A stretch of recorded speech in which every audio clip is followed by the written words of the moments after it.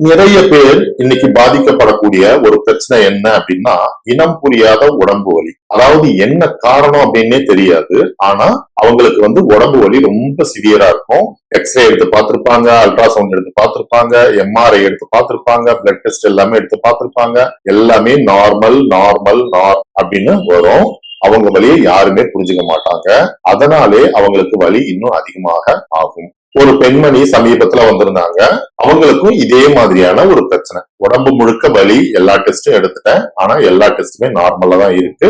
என்னுடைய வலி வேதனையை யாருமே புரிஞ்சுக்க மாட்டேன்றாங்க அப்படின்னு. நாம இந்த வீடியோல ஆங்ஸைட்டினால வரக்கூடிய உடம்பு வலி, ஓவர் திங்கிங்னால வரக்கூடிய உடம்பு வலி, ஃபைப்ரோமயால்ஜியா அப்படின்னு சொல்லக்கூடிய இனம் புரியாத உடம்பு வலி மற்றும் ஸ்ட்ரெஸ்னால வரக்கூடிய உடம்பு வலி, மற்ற உடம்பு வலிகளை பத்தி நம்ம பார்க்க போறோம். உங்களுக்கு உடம்பு வலி இருக்குன்னா இந்த வீடியோவை ஸ்கிப் பண்ணாம பாருங்க.